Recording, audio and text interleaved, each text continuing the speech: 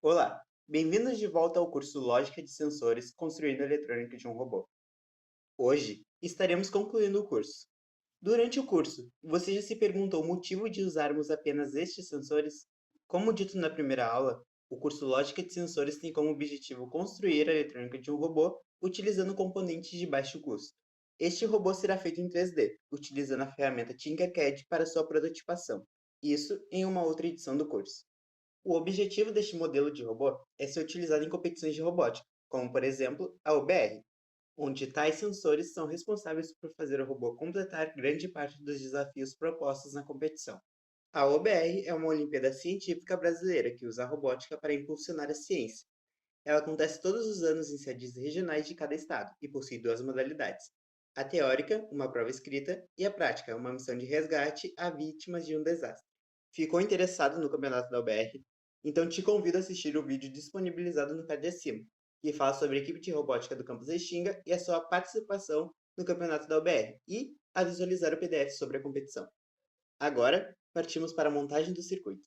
Começamos pegando uma protoboard, uma placa Arduino, um sensor infravermelho, um circuito integrado L29 3D, dois motores DC com caixas de redução, dois resistores, dois LDRs, uma bateria de 9 volts e um controle remoto. Primeiro, posicionamos o sensor infravermelho na protoboard e conectamos o terminal do meio do receptor na trilha negativa da protoboard, o terminal da direita na trilha positiva da protoboard e o terminal da esquerda deve ser ligado a um dos pinos digitais do Arduino, neste caso, o pino digital 9.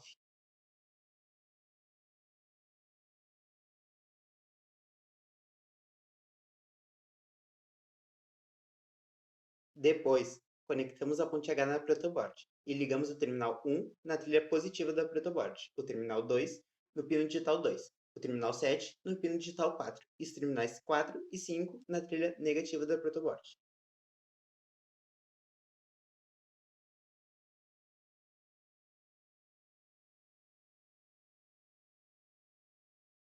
O terminal 9 na trilha positiva da protoboard, o terminal 10 no pino digital 7, o terminal 15 no pino digital 8 e os terminais 12 e 13 na trilha negativa da protoboard.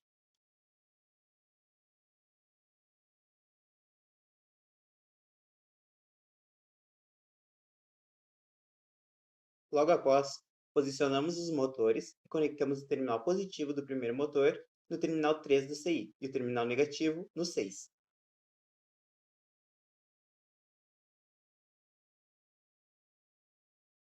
Para o segundo motor, devemos conectar o terminal positivo no terminal 11 do CI e o terminal negativo no 14.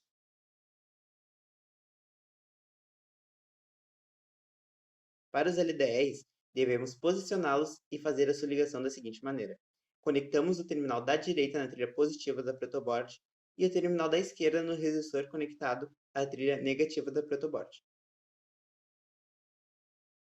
Depois, puxamos um fio que conecta os LDRs com os resistores e levamos estes fios até os pinos digitais 12 e 13.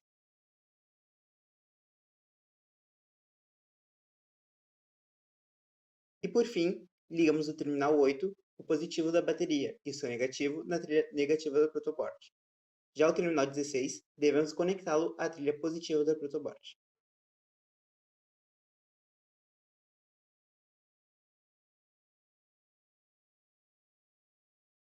Agora, a programação do circuito.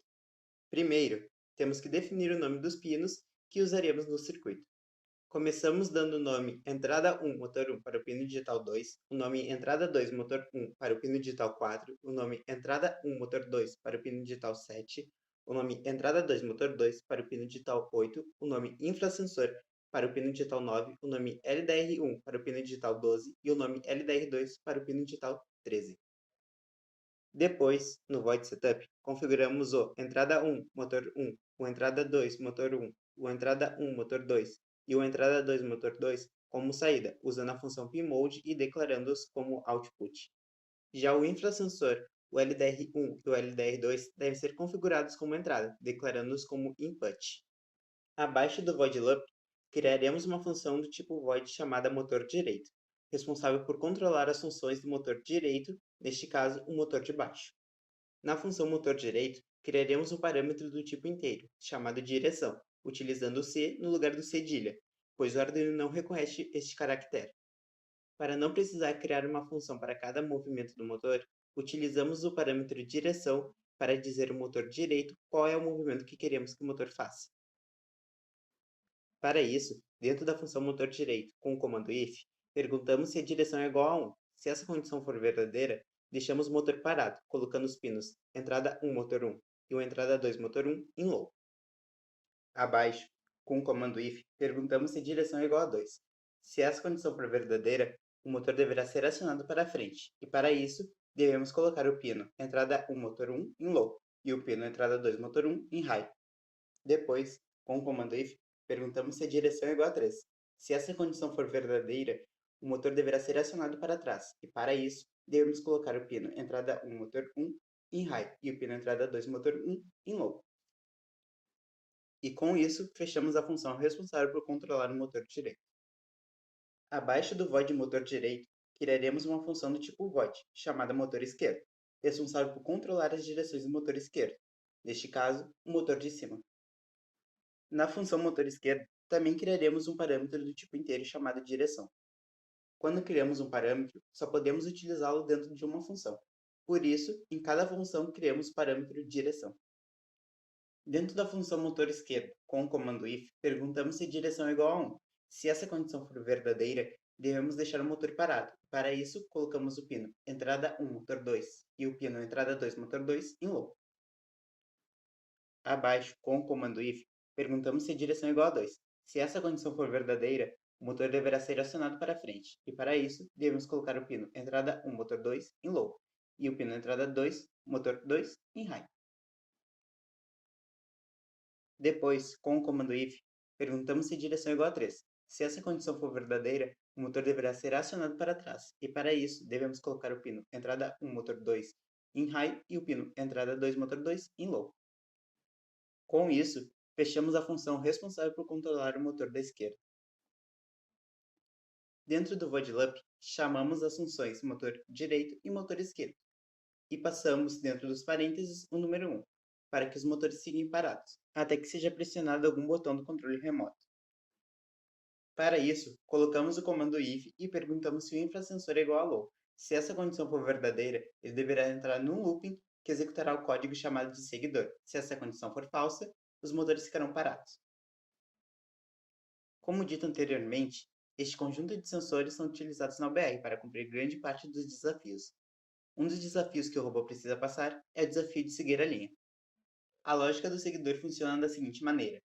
Quando o sensor de luz, no nosso caso o LDR, entende que o robô está sobre uma linha preta, ele pede para que o Arduino mande o motor que está do mesmo lado que o sensor para trás.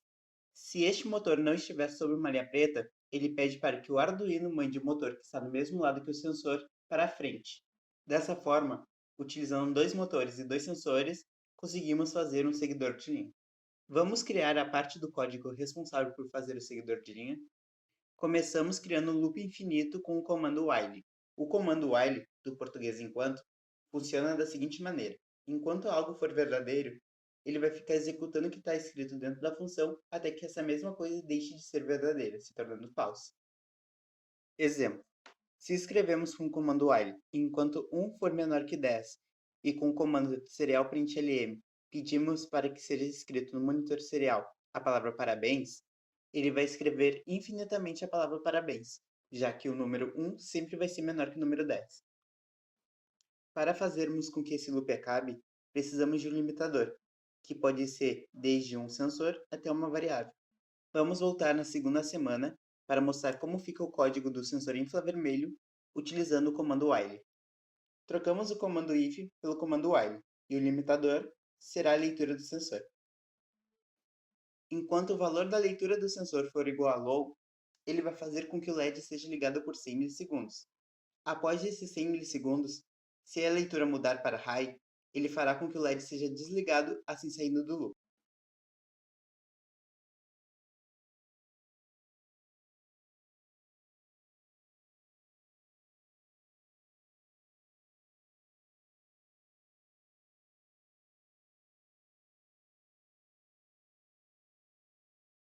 Vamos voltar para o projeto?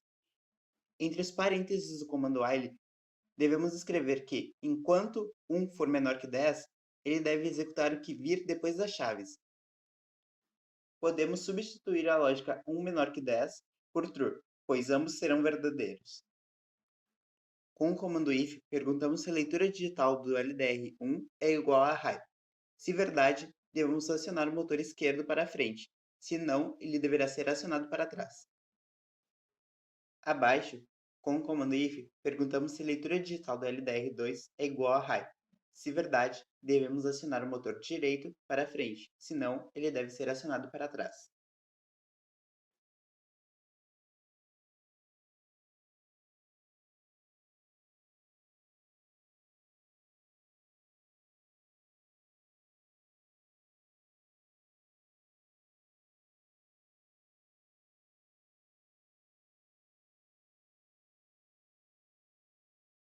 Para a última atividade do curso, vocês deverão implementar no código a função e os comandos que fazem o sensor ultrassônico funcionar. Além disso, vocês devem programar o sensor ultrassônico para ligar o LED sempre que a distância for menor que 100 cm. O código do ultrassônico deve estar junto com o seguidor de linha, logo, ele deve estar dentro do while. O curso ficará aberto no Moodle por mais 2 semanas, para aqueles que ainda não terminaram as atividades possam fazê-las. Em breve, enviaremos um e-mail contendo certificados daqueles que concluíram o curso com nota superior a 7. Para a entrega do projeto final, pedimos que responda o formulário de feedback do curso. E essa foi a última aula do curso Lógica de Sensores Construindo a Eletrônica de um Robô.